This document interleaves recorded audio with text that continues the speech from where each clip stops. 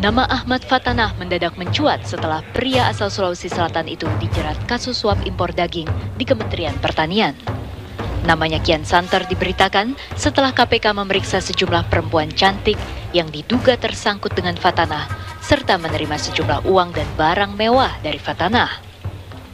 Namun belum banyak yang tahu bahwa ternyata Fatanah adalah anak ke-8 dari 10 bersaudara, putra almarhum Kiai Fadli Luran.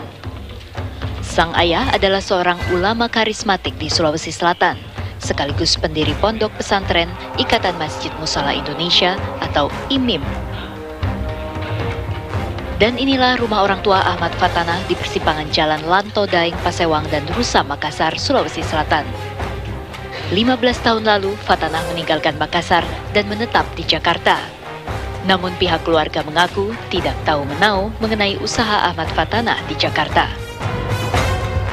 Masalah ini adalah musibah bagi keluarga kami, dan oleh karena itu kami sekeluarga merasa sangat prihatin.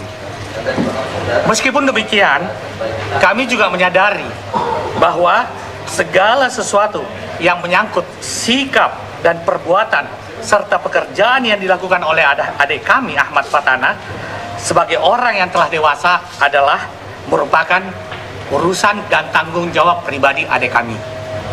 Oleh karena itu, di dalam menjalani hidup masing-masing, usaha dan pekerjaan, serta segala risikonya tidak terkait dengan masalah keluarga besar kami.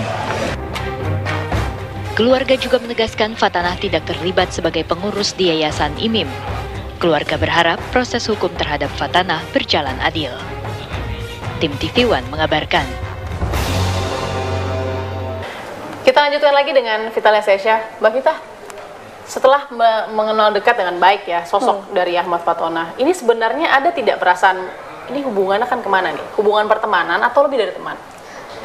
Teman, terus sempat dekat juga. Aku sempat kasih perhatian sama Pak Ahmad, sama Mas Ahmad, karena Mas Ahmad dia perhatian banget sama aku, sama anak-anak juga perhatian. Seberapa intens perhatian ini?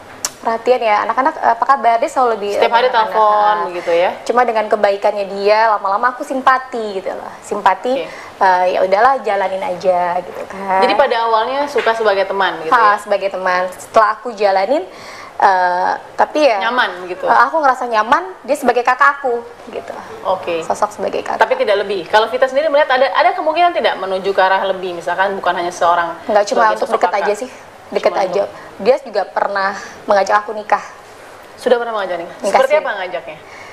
Ya Fit, saya mau serius sama kamu, saya mau ketemu orang tua kamu, saya mau nikah sama kamu gitu. Karena saya sayang sama anak-anak. Gitu. Itu di tahun? Baru kenal juga, November lah. Berarti 2012 November itu baru kenal. Berapa bulan? Enggak dong, aku kan kenal dia nggak sampai 2 bulan. Berarti hanya dalam waktu sebulan sudah melamar begitu ya? Iya, cuma kan aku tahu dia punya istri gitu kan, punya anak. Dia ngajakin aku nikah siri, aku bilang, waduh Mas kan punya istri, lebih baik kita deket aja dulu, jalanin dulu, apalagi aku juga baru kenal sama Mas gitu. Ya udah. Nah, sekarang masuk ke pemberian Ahmad Fatanah ya Vita. Ini yang kemudian kan menjadi asumsi-asumsi tersendiri. Kita bisa jelasin tidak? Barang-barang ini diberi itu seperti apa awalnya? Mas Ahmad, aku nggak pernah minta ya barang-barang, itu dia yang kasih sendiri. Dia bilang ini hadiah buat kamu Fit gitu. Seperti pertama pemberiannya apa? Berlian. Ya, terus berikutnya tas. Setelah itu dikasih aku jam dan mobil. Ada kecurigaan? Uang dari mana nih Pak Mas? Enggak ada, dia bilang ya aku pengusaha. Dia bilang aku usaha, aku punya bisnis gitu aja.